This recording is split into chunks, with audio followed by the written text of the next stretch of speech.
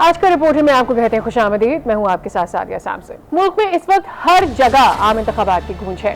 4 रोज गुजर गए, ताहम अभी तक तमाम हलकों के हतमी नताइज नहीं जारी हुए हैं, जबकि ताज़ा सूरत हाल के मुताबिक पंजाब, सिंध, खैबर पख्तूनख्वा, बलूचिस्तान असम्बलियों के नताइज जारी कर दिए गए हैं।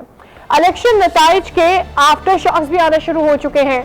आज सबसे पहले हमने देखा कि हाफिज नईमुर रहमान सिंध असम्बली के नशिस्त 129 से इसलिए दस्तबरदार हो गए कि तहरीक इंसाफ के हिमायत याफ्ता आजाद उम्मीदवार ने उनके मुताबिक उनसे ज्यादा वोट हासिल किए हैं। जबकि हमने ये भी देखा कि वसीम कादिर ने हल्फ दिया कि जीत भी गए तो पार्टी का वफादार रहूंगा। फिर जैसे ही पीटीआई की हिमायत पर जीते तो नून लीग को प्यारे हो गए। साथ ही आज सिराजुल हक ने अमीर जमात इस्लामी के ओहदे से इस्तीफा दे दिया है। वजह यह बताइए कि इंतखाबात में मतलूबा कामयाबी नहीं दिलवा सके अपनी पार्टी को। और फिर ये आया कि चेयरमैन आईपीपी जहांगीर तरीन भी सियासत छोड़ने का ऐलान कर चुके हैं। और इन सब के बीच अभी एक अहम मरहला, और मेरे ख्याल में फैसला कुन मरहला है, वो ये है हुकूमत साजी का। हमने ये भी देखा कि इलेक्शन कैंपेन में जो हरीफ थे वो आज फिर हलीफ बनते हुए नजर आ रहे हैं। इस सारी सूरत हाल का जायजा लेंगे। सियासी जमातों का कौमी असम्बली में नंबर गेम जारी है।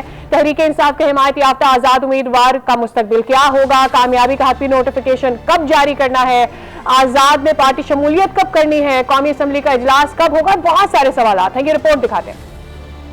इलेक्शन कमीशन के नताज के मुताबिक इस वक्त सियासी जमातों में नून लीग ने 75, पीपल्स पार्टी 54, MQM 17 और जेजुआई ने 4 नशिस्तें हासिल की हैं। काफ लीग 3, इस्तेकाम पार्टी 2 और बलोचिस्तान नेशनल पार्टी ने 2 नशिस्तें समेटी हैं। मुस्लिम लीग ज़िया, पश्तूनख्वा नेशनल अवामी पार्टी, BAP, PK मैप और नेशनल पार्टी ने 1-1 नशिस्त हासिल की। जबकि सबसे ज्यादा कौमी असम्बली की नशिस्तें 101 आजाद उम्मीदवारों ने हासिल की हैं। इलेक्शन एक्ट 2017 के इलेक्शन रूल्स के मुताबिक फॉर्म 49 पर हतमी नतीजा जारी होने के बाद पोलिंग की तारीख के 14 दिन के अंदर यानी 22 फरवरी तक कामयाबी का नोटिफिकेशन जारी करने का पाबंद है। नोटिफिकेशन के बाद नौमुंतखब आजाद अरकान के पास किसी जमात में शमूलियत के लिए 3 रोज की मोहलत होगी। 22 से 25 फरवरी तक तमाम आजाद उम्मीदवारों को किसी सियासी जमात का हिस्सा बनना होगा। 25 फरवरी को सियासी जमातों की नंबर गेम की हतमी पोजीशन वाजे हो जाएगी। सदर मुमलिकत हल्फबर्दारी के लिए आइन की शिक 91(2) के तहत इंतखाबात की तारीख के 21वें दिन कौमी असम्बली का इजलास तलब करेंगे, जिसके तहत 29 फरवरी को हल्फबर्दारी के लिए कौमी असम्बली का इजलास तलब किया जाएगा।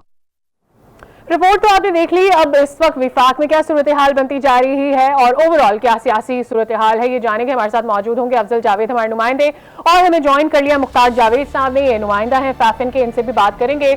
हमारे साथ ही मौजूद है मुख्तार जावेद साहब, बहुत शुक्रिया आपने वक्त निकाला आज न्यूज के लिए। आपसे गुफ्तगू का सिलसिला बढ़ाएंगे आगे, लेकिन पहले हमें अपने नुमाइंदे की जानिब जानना उनसे ये चाहते हैं कि ओवरऑल इस वक्त क्या सिनेरियो है, ताकि हम अपनी गुफ्तगू को आगे लेकर जा सकें। जी अफजल।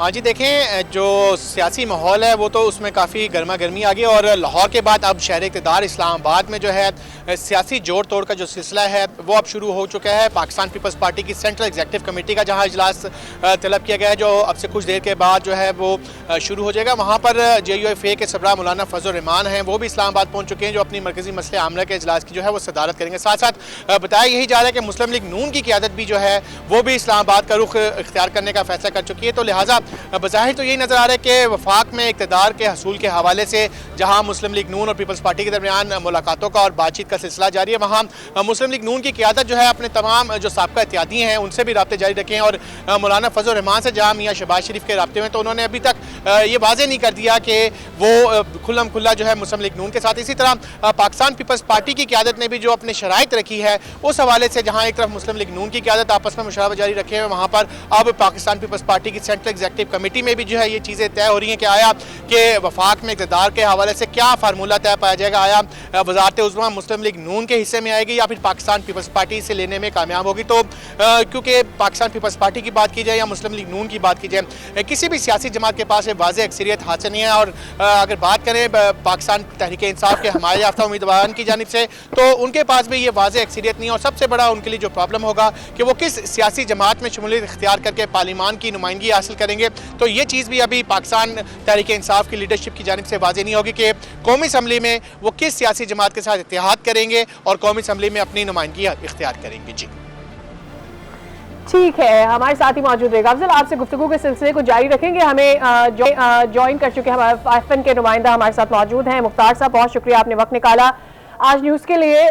ये बता दीजिएगा कि सबसे पहले तो अहम ट्रेंड्स इंतखाबात 2024 में जो सामने आए हैं वो डिस्कस कर लेते हैं। ओवरऑल क्या सिनेरियो रहा है वोटिंग के हवाले से, और साथ ही ये भी बता दीजिएगा कि कौन सी ऐसी पार्टीज हैं जिनको ज्यादा हिमायत हासिल रही है कंपैरेटिवली पिछले इंतखाब के। जी जी, बहुत शुक्रिया। अच्छा, फाफन ने ये जो है, जब से फाफन बना है 2008 से, तो ये चौथा इंतखाब है जिसको ऑब्जर्व किया है। और इस दफ़ा हमने 5664 इलेक्शन डे ऑब्जर्वर और 300 प्री इलेक्शन ऑब्जर्वर के साथ हमने पूरी सूरत हाल पे नज़र रखी और फिर रिपोर्ट फाफन पहला सिविल सोसाइटी नेटवर्क है जिसने 10 फरवरी सुबह 10 बजे जो रिपोर्ट आपके सामने रख दी। जहाँ तक ताल्लुक है इलेक्शन का, तो इस दफ़ा एक अच्छी खुशाइन बात यह है कि इसमें 2.5 करोड़ वोटर जो हैं वो 2.25 करोड़ वोटर जो है उनका इजाफा हुआ और उसमें 2.25 करोड़ जो हैं वो ख़वातीन थी।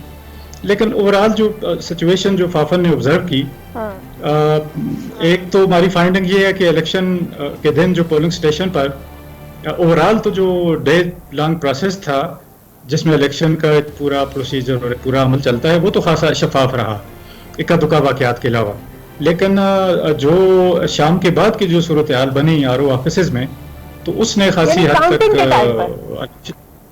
जी काउंटिंग के साइड पे तो उसने खासी हद तक हालांकि कंप्रोमाइज़ कर दिया इस पूरे प्रोसेस को कि इलेक्शन एक्ट 2017 अभी उसमें खासा सिविल सोसाइटी की रिकमेंडेशन, मीडिया की, इलेक्शन कमीशन ने भी काम किया और बड़ी अच्छी एक्ट जो है वो बना था।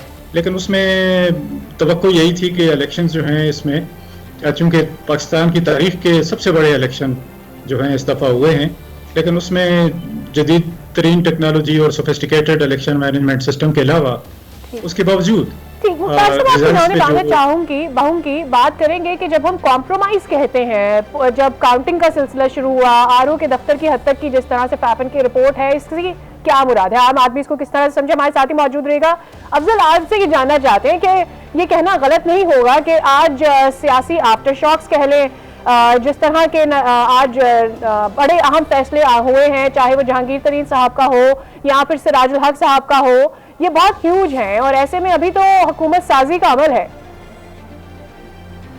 हाँ जी बिल्कुल, जिस तरीके से आज 2 बड़े ऐलानात और 2 बड़े इस्तीफ़े सामने आए हैं, इससे ये चीज़ तो वाज़ेह होगी कि न सिर्फ जहांगीर तरीन बल्कि सिराजुल हक ने भी जो है इस इंतखाबात में अपनी सियासी नाकामियों का जो है इतराफ़ किया और जो चीज़ें वो सोच कर आगे बढ़े थे, जो उन्होंने अहदाफ अपने लिए रखे थे कौमी असम्बली में आने के हवाले से, वो कामयाबी उन्हें नहीं मिल सकी, जिस पर यकीनी तौर पर उन्होंने अब सियासत से जो है न सिर्फ अलहदगी का फैसला किया बल्कि जो जहांगीर तरीन का ये कहना था कि अपने तमाम वोटर्स और सपोर्टर्स के वो शुक्रिया अदा करते हैं। अब जो इनफरादी हैसियत से जो है वो मुल्क की खिदमत का सिलसिला जो है वो जारी रखेंगे। लेकिन जैसे कि आप पहले कह चुकी हैं कि बड़े बड़े जो है आफ्टर शॉक्स आ रहे हैं, तो हालात तो यही लग रहे हैं कि जो सियासी खिचड़ी है शहर इक़्तिदार इस्लामाबाद में वो आने वाले दिनों में मज़ीद जो है ज़्यादा पकेगी, क्योंकि अभी तक ये चीज़ें वाज़ेह नहीं हो पा रही हैं कि किस तरीके से अब शराकत इक़्तिदार का जो फार्मूला तय पाया जाएगा बड़ी सियासी जमातों के दरमियान।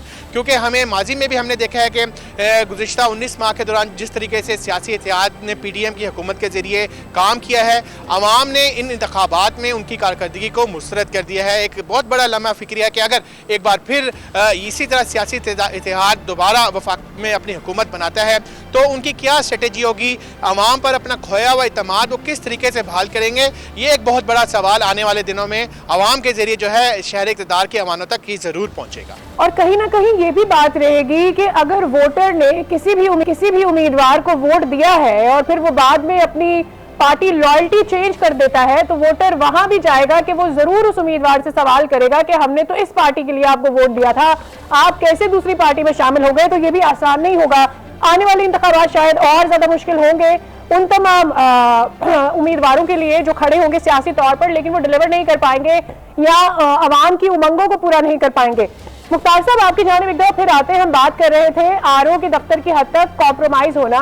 जरा आम आदमी अगर इस बात को समझना चाहे, माफ कीजिएगा, तो वो किस तरह से समझेगा क्या कॉम्प्रोमाइज हुआ है?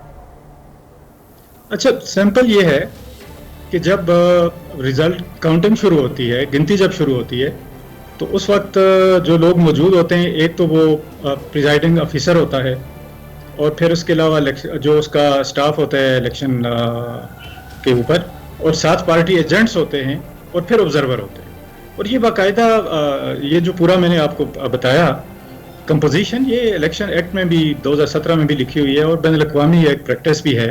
और इस दफ़ा ECP ने जो रिवाइज कोड ऑफ कंडक्ट, बड़ा अच्छा कोड ऑफ कंडक्ट दिया, उसमें इंटरनेशनल लोग भी आए, फाफन के भी तकरीबन 6000 ऑब्जर्वर, जिस तरह मैंने पहले बताया, मौजूद थे। लेकिन काउंटिंग के दौरान कुछ मैं रिपोर्ट से बताता चलूँ कि हमारे 53 जो मुशाहिदाकार थे उनको इलेक्शन ऑब्जर्वेशन का जो अमल था, जो दिन का अमल था, उसमें रोका। और 76 पोलिंग स्टेशन ऐसे थे जो हमने ऑब्जर्व किए, उसमें गिनती के अमल में हमारे ऑब्जर्वर को शामिल नहीं किया गया।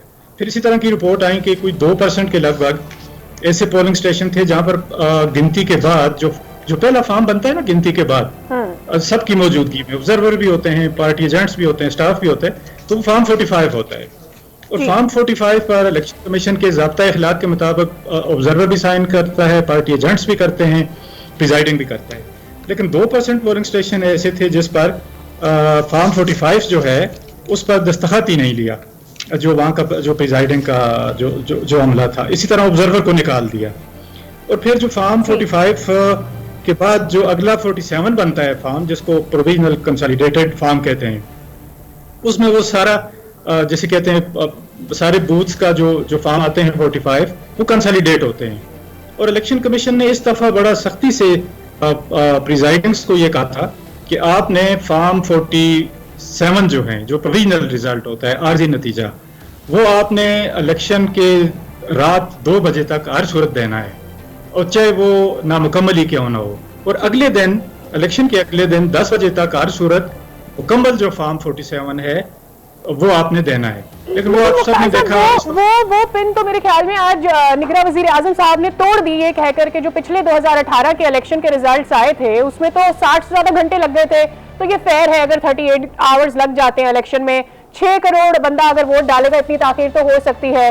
हमारे पास वक्त कम है और हमें सलीम शेख साहब को भी शामिल करना है, ब्यूरो चीफ लाहौर हमारे साथ मौजूद है। सलीम शेख, यकीनी तौर पर फाफिन का अपना पॉइंट ऑफ व्यू है, वजीर आजम साहब ये बात कर चुके हैं, निगरां वजीर आजम साहब के इंतखाबात जो थे वो शफाफ थे, रिजर्वेशंस हो सकती हैं, उसके लिए कोर्ट जाया जा सकता है, इलेक्शन कमीशन का रुख किया जा सकता है। अहम बात यह है जो आज सियासी डेवलपमेंट हुई है, आज आपको भी पता है, मैं अपने सवाल को लंबा नहीं करूंगी, कई ऐसे अहम लोग पार्टियां छोड़ के चले गए और फिर हमारे सामने जो है अमीर जमात इस्लामी कराची भी हैं जो कि अपनी सीट PTI को वापस दे रहे हैं।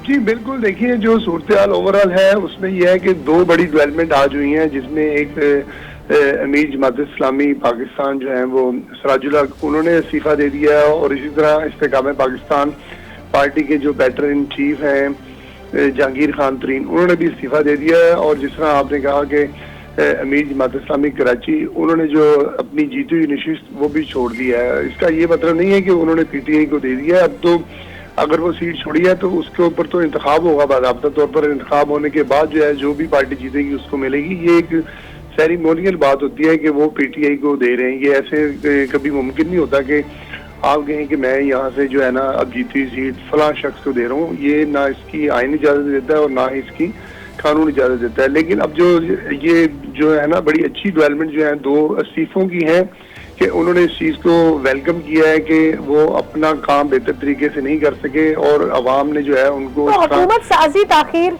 होगी इसमें, और मजीद मुख्तसर बता दीजिएगा सलीम साहब, ये जो आज डेवलपमेंट हुई उसके बाद। नहीं, मैं नहीं समझता कि ये कोई बड़ी डेवलपमेंट है, क्योंकि इन्होंने अपनी जमात के ओहदों से इस्तीफे दिए हैं और इससे हुकूमत साजी में कोई ऐसा जो है ना वो रखना पैदा नहीं होगा। हुकूमत जो है वो, मेरा अपना जो ख्याल है कि अपने वक्त के मुताबिक जो है वो बन जाएगी। हाँ, इसमें ये हो सकता है कि अगर हुकूमत साजी में जो पार्टियां इस वक्त एक्टिव हैं उनको वोट पूरे ना मिले तो फिर हो सकता है कि उनके लिए कोई मुश्किल पेश आए। वैसे जो ये इस्तीफे जो आए हैं इससे जो है हुकूमत साजी में कोई मुश्किल पैदा होने के चांसेस नहीं है। जी ठीक है, तो ये आपके मुताबिक अहम डेवलपमेंट्स इस तरह की नहीं है कि जो इस वक्त हुकूमत साजी का अमल है उसमें किसी तरह से इसकी इंटरफेरेंस डायरेक्टली इस तौर की हो, लेकिन एट द सेम टाइम ये सारी चीजें जो हैं ये एड अप जरूर हो रही हैं उसमें जो इस वक्त क्रिएट हुआ है सियासी तौर पर। इसके साथ ही आज का रिपोर्टर हमारे शो का वक्त खत्म हुआ, मुलाकात होगी अगले शो में, तब तक के लिए दीजिए इजाजत।